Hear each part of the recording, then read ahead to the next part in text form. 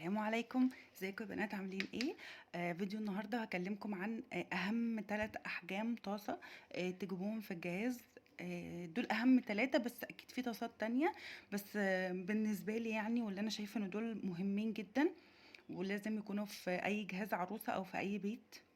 انا زي ما قلت لكم بشوف الحاجات اللي هي فادتني او حد نصحني بيها او كده، وجربتها وطلعت تمام، فبقول لكم عليها عشان نساعد بعض. انا عارفه ان العروسه بتبقى محتاره تجيب ايه وايه الحاجات اللي ناقصها، فده يبقى زي مرجع ليكي كده. يعني ممكن لو يعني في حاجات واقعه منك او كده، يعني حاجات ناسياها او كده، ان شاء الله تفتكريها مع الفيديوهات اللي انا بنزلها. دول اهم 3 طاسات يعني انصحكم ان انتوا تجيبوها في الجهاز وكده.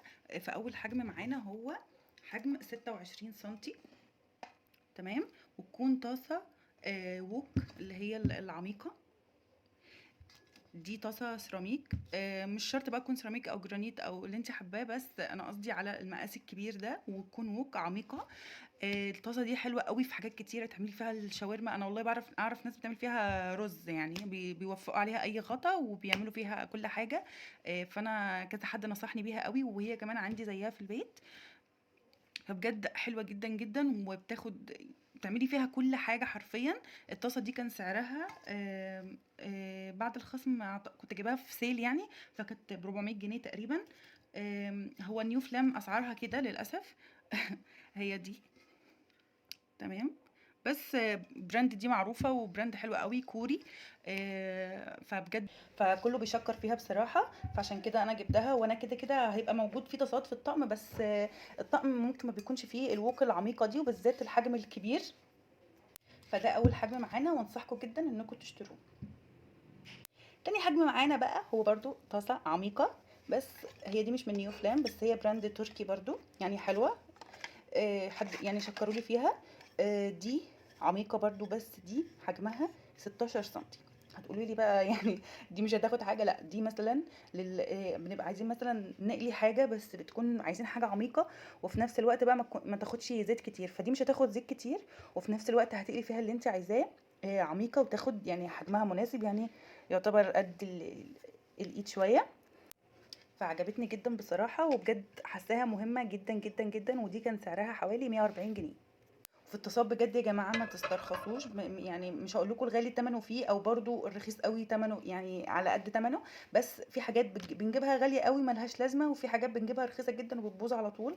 فبصراحة التصاب بالذات انا ليا تجارب كتير قوي معاها. واللي بيعيشوا بجد اهم حاجة ان انت ما تستخدميش فيها الاسفنجة خشنة. اهم حاجة الاسفنجة اللي هي يعني سفنجة المواعين، اللي هي الاسفنج مش السلك، عشان تعيش معاكي. وفي نفس الوقت يكون يعني مثلا السيراميك او الجرانيت يكونوا ناعمين قوي قوي. وتكوني مختاره البراند، تكوني مختاره البراند اللي ليها اسمها، يعني عشان برضو ما يكونش فيها حاجات مضره لصحتنا يعني.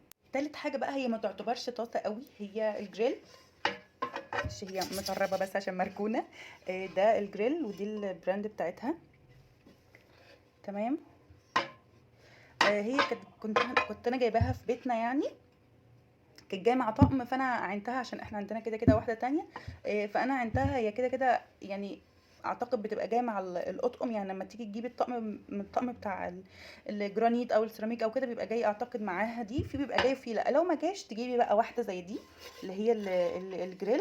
هتعملي بقى عليها بقى ستيك، او هتعملي عليها بانيه مثلا. يعني هتشوي عليها اي حاجه. هتبقى صحيه اكتر لو هتشوحي فيها اي حاجه يعني.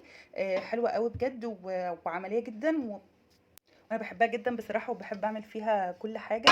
وبالذات بقى الجريل بتاعها بيدي بقى خطوط كده في الاكل، فبيخلي شكله يشهي بصراحه. بس كده يا بنات، هو ده الفيديو كنت عايزه. فبجد ال3 طاسات دول مهمين جدا.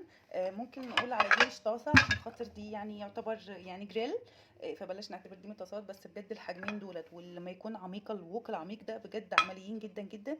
وفي ان احنا نحافظ على الطاسات، ان احنا ما نحطهاش في قلب بعضها كده. بس انا عشان بوريكم الفيديو بس، يعني لما نيجي نعينها في الظرف او كده، لما نيجي نعين الحاجات، يعني بلاش نحط الحاجات في قلب بعضها كده، عشان بتتجرح من تحت وبتتخربش، وده بيأثر في عمر الحاجه. وزي ما قلت لكم برده طبعا انتوا كلكم عارفين المعلومه دي، بس يعني في سياق الكلام بتتقال ان احنا ما ينفعش نستخدم فيها السلك لازم نستخدم فيها السفنجه.